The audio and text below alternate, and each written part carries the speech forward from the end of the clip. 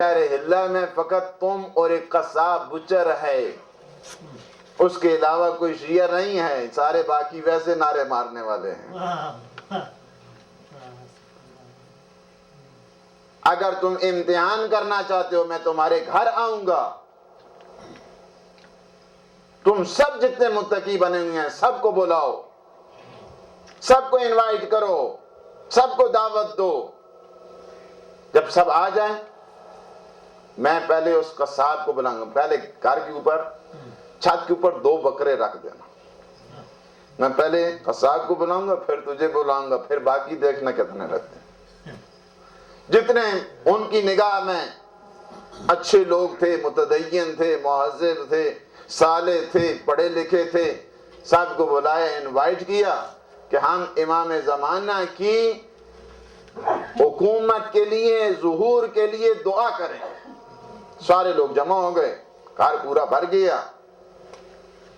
اب ایسے میں دعا کریں، سارے بہت رقت ہو رہی ہے، بہت تضرع ہو رہا ہے، بہت خشوع ہو رہا ہے۔ ایسے میں امام نے آواز دی اس قصاب کو، اب وہ قصاب آیا، سارے لوگ متوجہ کہ ابھی امام تشریف لانے والے۔ امام نے فرمایا اس پر نالے کے قریب ایک بکرے کو ذبح کر دو۔ اب ایک بکرے کو ذبح کیا، وہ خون جو ہی گیا، صاحب کے دل جو ہے نا وہ دھڑکن شروع ہوگی کہ قصاب کی تو حالت پوری ہو گئی ہے۔ اور تھوڑے ہی وقفہ گزرا تھا کہ امام نے شیخ حلاوی کو بلایا کہ اب تم آ جاؤ۔ جب وہ گیا تو دیکھا سارے کے سارے لوگ روانہ ہو چکے ہیں، اور اس کے بعد امام نے فرمایا میں نے نہیں تجھے کہا تھا کہ اس وقت ان میں فقط تمہارے اور ان کے علاوہ کوئی نہیں ہے، خامخواہ شکایت نہ کرنا آئندہ کہ مولا جلدی ظہور کیوں نہیں کرتے ہیں۔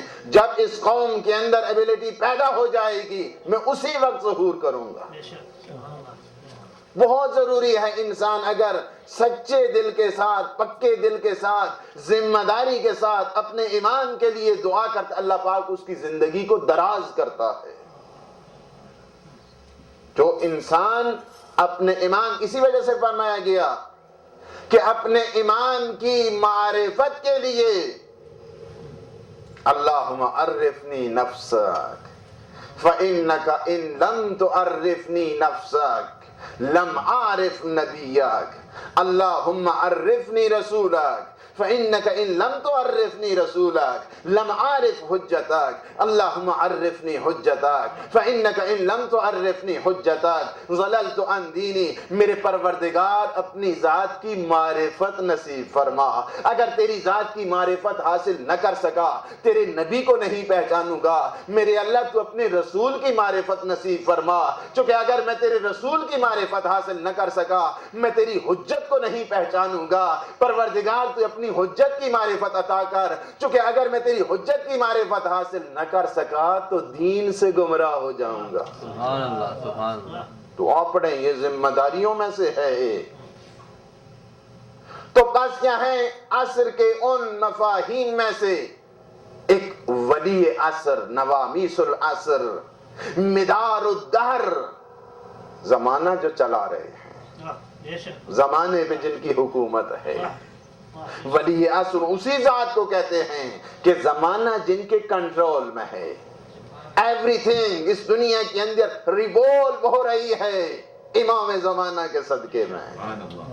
نعرہ سلوات،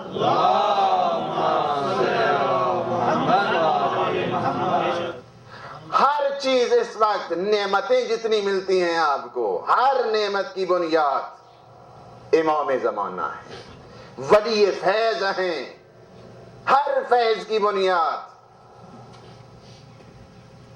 ہر نعمت کی بنیاد، every blessing and bounty of Allah, سب کے ساتھ 12ویں آقا کے صدقے میں مل رہی ہے۔ کس قدر ہے کہ جن کے صدقے میں سب کچھ مل رہا ہے اور امام کو یاد نہ کرے، جن کے صدقے سے رزق مل رہا ہے، جن کے صدقے میں روزی مل رہی ہے، جن کے صدقے میں اولاد مل رہی ہے، جن کے صدقے میں باقی نعمتیں مل رہی ہیں، جن کے صدقے میں انسان زندہ ہو رہا ہے، جن کے صدقے میں انسان سانس لے رہا ہے، مدار الدہر نوامیس العصر. اور آخری معنی جو مہم مفاہیم تھے ہم نے ذکر کیا. آخری معنی عصر کے مفاہیم میں سے کیا ہے؟ عصر ظہور مراد ہے. اسی وجہ سے چھٹے امام امام جعفر صادق علیہ السلام پوچھا گیا یا ابن رسول اللہ عصر سے کیا مراد ہے؟ فرمایا ہمارے قائم کا عصر ظہور مراد ہے. اس عصر ظہور کی قسم. عصر ظہور کہ جہاں پہ ہر طرف عدل و عدالت، ہر طرف عدل و عدالت، کوئی کسی پہ ظلم نہیں ہوگا، کوئی کسی کے اوپر مظالم نہیں کرے گا، ہر طرف پیس، ہر طرف سیکیورٹی، ہر طرف جسٹس. دنیا عدل کی تلاش میں ہے، عادل امام زمانہ کی تلاش میں ہے. دنیا ایسا چاہتی ہے ہم پیس، ہم سیکیورٹی، ہم جسٹس، اس کے لیے کام کریں. یہ سب کا سب وہ دور ہوگا ہر طرف پیس، ہر طرف سکون، ہر طرف اطمینان خاطر. لائٹ سسٹم امام کا دیکھیں، پتہ نہیں یہاں پہ وہاں پہ تو خاکی لفافے آتے ہیں، فوراً پتہ چل جاتا ہے بجلی کا بل آ گیا، یا مثلاً گیس کا بل آ گیا، فوراً پتہ چل جاتا ہے اس میں. امام کے زمانے میں جو لائٹ سسٹم ہے، خود امام کا وجود سب سے بڑا نور ہے. کسی لائٹ کی کوئی ضرورت نہیں. امام کو وجود اقدس والا سے خود نور ہے. کوئی لائٹ، کوئی بل، کوئی کچھ نہیں. ہر چیز، ہر زمین کا حصہ سارے اپنے خزانے اگل کر ولی عصر کے حوالے کر دیں. اور جو پوسٹ سسٹم ہے، پتہ نہیں کتنے دن میں پہنچتا ہے، پتہ نہیں کتنے دن میں نہیں، کوئی سسٹم ہی نہیں ہے. ڈائریکٹ امام سے گفتگو ہے، کوئی مسئلہ ہے، کوئی بیریئر نہیں ہے، کچھ بھی نہیں ہے، کوئی واسطہ نہیں ہے. ڈائریکٹ مسئلہ پوچھنا اسی وقت پوچھ. مشرق و مغرب کوئی فرق نہیں ہے اس کا. اس قدر ماڈرنائز دنیا، اس قدر ایڈوانسمنٹ ہو جائے گی. اکنامک سسٹم ایمان کا اس قدر قوی ہوگا، کوئی صدقہ نہیں لے گا، کوئی خمس نہیں لے گا. خمس کل بات کروں. کوئی خمس نہیں لے گا، کوئی زکوٰۃ نہیں لے گا، کوئی صدقہ نہیں لے گا. چاہیے ہم دے دیں آپ. حتیٰ کہ امام کے جو ٹریجرر ہیں، خزانے دار ہیں، گلی گلی میں آ کر آواز دیں گے خزانے پر ہو چکے ہیں، آ جاؤ جتنا لینا ہے لے لو. فرمایا کوئی بدبخت ترین شخص ہوگا کہ جو خزانے امام میں جا کر کہے گا کہ مجھے دے دو، میرے پاس نہیں. اس قدر لوگ امیر ہوں گے، اس قدر ڈیولپمنٹ ہوگی. کوئی دنیا کا ایسا خطہ نہیں ہوگا کہ جس کے اندر ڈیولپمنٹ نہیں ہے. ایسی مسجد بنائیں گے جو کربلا تک اور نجف تک کھلے گی. 70 بڑے باب ہوں گے اس کے. کوئی جگہ ایسی نہیں. اب انسان اس حکومت کے لیے عصر ظہور، اس حکومت کے لیے انسان دعا. اور امام اپنے انقلاب کی بنیاد کو مکہ سے شروع کریں گے کہ جب بین الرکن والمقام امام ذوالفقار کا سہارا لے کر بلائیں گے، پکاریں گے. 313 پہلے لبیک کہنے والے، اصحاب کاف آئیں گے، نبی آئیں گے، عیسیٰ آئیں گے، اور امام نماز پڑھائیں گے. حالانکہ جب کہیں گے عیسیٰ کو تقدم یا نبی اللہ، تشریف لائیے، آپ نماز پڑھائیے، کہیں گے نہیں، محمد کا خون، میں آپ کو نماز پڑھاؤں. نہیں ہو سکتا ہے. یا ابن رسول اللہ آپ تشریف لائیں. مکہ سے امام انقلاب کی بنیاد کو رکھیں گے. اور آپ نے دیکھا کہ مکہ کیا ہے؟ انقلاب کی جگہ ہے, ایک میسج کی جگہ ہے. سید الشہداء بھی 6 مہینے تک, اور آپ نے دیکھا کہ بندے یہ احرام تھے, اس کو عمرے میں بدلا اور ایک میسج دیا, اس وجہ سے کہ مکہ انقلاب کی جگہ ہے. مکہ سے انقلاب میسج پہنچنا چاہیے. حج کے ان ارکان میں سے بھی یہی ہے کہ ولایت کے اصل نقوش کو سمجھو. لوگ طواف کر رہے تھے, مولا احرام کھول رہے تھے, اور اسی مکہ کے اندر خطوط لکھے گئے کوفیوں کی طرف سے, اہل کوفہ کی طرف سے. سینکڑوں کی تعداد میں خطوط تھے کہ مولا ہم بغیر امام کے ہیں, بغیر سرپرست کے ہیں, بغیر ہادی کے ہیں, بغیر رہنما کے ہیں, بغیر مقتدا کے ہیں. آپ ہماری طرف تشریف لائیں ورنہ قیامت کے دن ہم آپ کے جد کو شکایت کریں گے. دیکھا آپ نے, امام نے اسی مکہ سے اپنا ایک نمائندہ بھیجا. نمائندہ امام کا وہی حکم ہوتا ہے جو امام کا ہوا کرتا ہے. سمجھے اس چیز کو؟ نمائندہ امام کا وہی حکم ہے سیم کہ جو امام کا ہے, خواہ تیسرے امام کا نمائندہ ہو یا 12ویں آقا کا نمائندہ ہو, کوئی فرق نہیں ہے. اس چیز کو سمجھے انسان. نمائندگی خواہ تیسرے امام کی ہو یا 12ویں امام کی نمائندگی ہو, نمائندگی میں کوئی فرق نہیں ہے. نمائندگی کسی عالم کی طرف سے ہے, نمائندگی امام کی طرف سے ہے. اس وقت جو تقلید کا کانسیپٹ ہے, the notion of تقلید, یہ کسی فرد کی طرف سے نہیں ہے, کسی عالم کی طرف سے نہیں ہے, کسی اسکالر کی طرف سے نہیں ہے, کسی مورخ کی طرف سے نہیں ہے, کسی مدقق کی طرف سے نہیں ہے, کسی محقق کی طرف سے نہیں ہے. تقلید کا جو کانسیپٹ ہے امام زمانہ کی طرف سے ہے, چھٹے امام کی طرف سے ہے, 11ویں امام کی طرف سے ہے, عصمت و طہارت کے در کی طرف سے ہے. اسی وجہ ہے کہ جو تقلید کے کانسیپٹ کو قبول نہیں کرتا ہے اس کی نماز و روزہ صحیح نہیں ہے. مولانا نے فرمایا فَأَمَّا الْحَوَادِثُ الْوَاقِعَةُ فَارْجِعُوا فِيهَا إِلَىٰ رُوَاةِ أَحَادِيثِنَا فَإِنَّهُمْ حُجَّتِي عَلَيْكُمْ وَأَنَا حُجَّةُ اللَّهِ عَلَيْهِمْ. دیکھنا جب بھی نئے مسائل اٹھتے ہیں زمانے کے اندر, حالات کے اندر, تو تم ہمارے فقہاء کی طرف رجوع کرنا, چونکہ وہ میری طرف سے تم پر حجت ہیں, میں اللہ کی طرف سے ان پر حجت ہوں. نعرہ صلوات.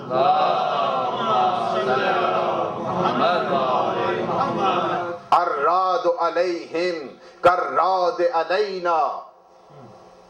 جس نے انہیں ٹھکرا دیا, رد کیا, اس نے ہمیں قبول نہیں کیا. الراد علینا کالراد علی اللہ. اور جو ہمیں قبول نہیں کرتا ہے وہ گویا خدا کو قبول نہیں کر رہا ہے. نماز کس لیے پڑھ رہا ہے؟ روزہ کائے کا ہے؟ آج کس چیز کے لیے ہے؟ اس وجہ سے کہ تقلید فالونگ اے مجتہد, یہ حکم امام ہے, حکم معصوم ہے. حکم معصوم کی خلاف ورزی حکم رسول میں بدل جاتی ہے, حکم رسول کی خلاف ورزی حکم الہی میں بدل جاتی ہے. اس چیز کو سمجھے انسان. آپ کی اس وقت یہی چیز ہے, یہی فقر ہے ملت تشیع کو, کہ ایک لمحہ کے لیے بھی ملت تشیع در ولایت سے نہیں ہٹی ہے. ایک لمحہ کے لیے بھی چاہے سلسلہ ولایت ہے ہمارے پاس. اور آپ جو فقہا کو دیکھتے ہیں, فرمایا نشانیاں بھی بتا دیں. فرمایا فَأَمَّا مَنْ كَانَ مِنَ الْفُقَهَاءِ صَائِنًا لِنَفْسِهِ حَافِظًا لِدِينِهِ مُخَالِفًا لِهَوَاهُ مُطِيعًا لِأَمْرِ مَوْلَاهُ فَلِلْعَوَامِ أَنْ يُقَلِّدُوهُ. دیکھنا ہمارے فقہا کی جن شرائط کو دیکھنا. صَائِنًا لِنَفْسِهِ اپنے نفس پہ کنٹرول کرنے والے، حافظاً لدینہ دین پروردگار کی حفاظت کرنے والے، اور اپنے خواہشات نفسانی کے دشمن، پروردگار کے ہر حکم کی اطاعت کرنے والے. فَلِلْعَوَامِ أَن يُقَلِّدُوهُ پس عوام کو چاہیے کہ ان کی تقلید کریں. تقلید حکم امام ہے، حکم معصوم ہے، در عصمت و طہارت سے نکلی ہوئی خبر ہے. کسی اور کو نہیں مانتے، کسی عالم کا نہیں ہے. عالم کو تو مانتے ہی نہیں. ہم وہ کون ہیں؟ کسی اسکالر کو تو ہم کہتے تم جاؤ، ہماری ریسرچ الگ ہے، ہمارے پاس بھی ہم بھی انالیسس کرتے ہیں، ہمارے پاس بھی ایک سلسلہ ہے، ہم نہیں مانتے. لیکن بات یہ ہے نہ کسی عالم کی طرف سے بات ہے، نہ کسی اسکالر کی طرف سے بات ہے، نہ کسی محقق کی طرف سے بات ہے، جوہر عصمت و طہارت کے افراد سے کہ جن کے حکم کے خلاف جانا حکم الہی کے خلاف جانے کے مترادف ہے. اور آپ نے دیکھا صداقت شیعہ کی، یا آپ جو فتوے دیکھتے ہیں توضیح المسائل کے اندر، جو فتوے آپ کو نظر آتے ہیں، ہر فتوے کے اندر 14 صدیوں کا سفر موجود ہے. ہر فتوے کے اندر، چونکہ ہر فتویٰ یا قرآن ہے یا سنت ہے. ہر فتویٰ قرآن ہے یا سنت ہے. آپ نے بڑے مزے سے مسئلہ پڑھ لیا ہے، آپ کو 1 منٹ نہیں لگا ہے. فقیہ کیا کرتا ہے، مجتہد کیا کرتا ہے، 14 صدیاں پیچھے جاتا ہے. 14 صدیاں پیچھے جانے کے بعد دیکھتا ہے میرے امام کا مزاج کیا ہے، میرے امام کی طبیعت کیا ہے، اس دوران حالات کیا ہیں، اس دوران تقاضے کیا ہیں. ان تمام تقاضوں کو دیکھ کر کہتا ہے میرا فتویٰ یہ ہے.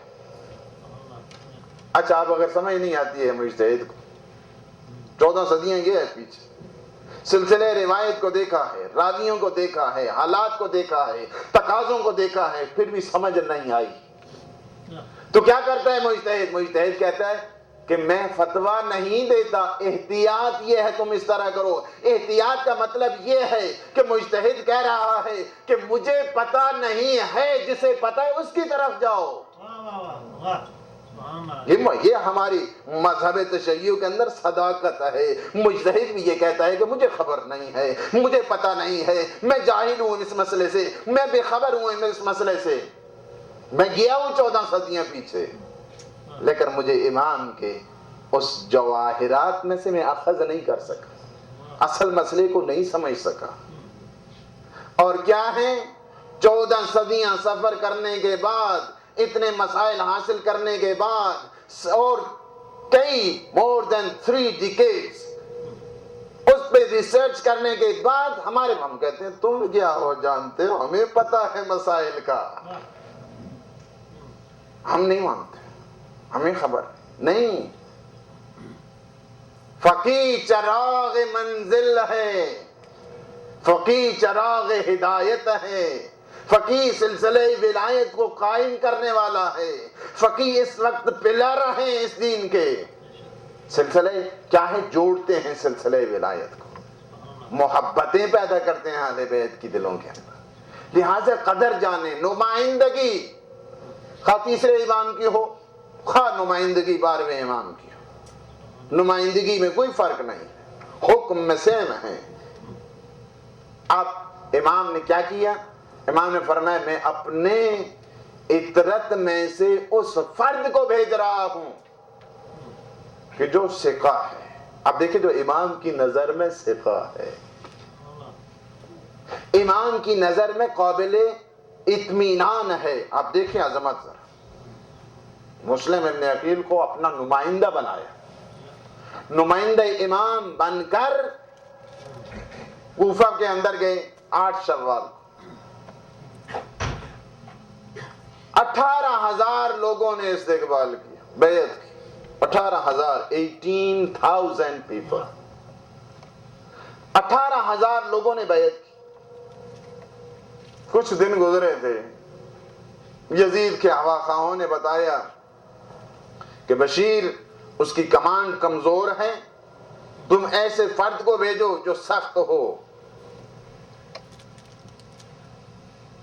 ایسے میں ابن زیاد کو بھیجا گیا کوفہ. حالات دنوں کے اندر بدل گئے. آپ نے دیکھا 8 شوال سے لے کر 8 جولائی تک کتنا فاصلہ ہے. 18,000 لوگ بیعت کرنے والے, اور جب 8ویں ذی الحجہ جاتی ہے, نماز پڑھائی, دیکھا 30 آدمی ہیں. دروازے سے باہر نکلے تو دیکھا 10 آدمی ہیں. بنی کندا کے دروازے پہ پہنچے, دیکھا 1 آدمی بھی نہیں. آپ نے دیکھا کہ سید الشہداء کے مسلم ابن عقیل تمہید کربلا ہے. سب سے پہلی قربانی اہل بیت کی. کہتے ہیں کہ جب چلتے جاتے ہیں کوفہ کی گلیوں میں, داماد علی ہیں. کوفہ وہ جگہ ہے جہاں امام کی حکومت رہی ہے. چلتے جاتے ہیں, ایک دیکھا سارے دروازے بند ہیں, ایک دروازہ کھلا ہے. امام پوچھتے ہیں اس ضعیفہ سے کہ اگر ایک جام پانی کا مل جائے. ہائے جام پانی کا پیا, اس کے بعد بیٹھ گئے. ضعیفہ جس کا نام توآ لکھا ہے, کہا کہ اے بندے خدا اپنے بال بچوں کے پاس چلے جائیں, دیکھو زمانہ کس قدر دشمن ہے. کہا کہ میرے بال بچے کہاں ہیں, میں تو یثرب کا مسافر ہوں, میں تو حسین کا سفیر ہوں, میں مسلم ابن عقیل ہوں. جب یہ کہنا تھا توآ نے اپنے گھر کے اندر جگہ دی, ایک کمرہ مخصوص کیا. مولا نے ساری رات عبادت میں گزاری, ساری رات عبادت میں گزاری.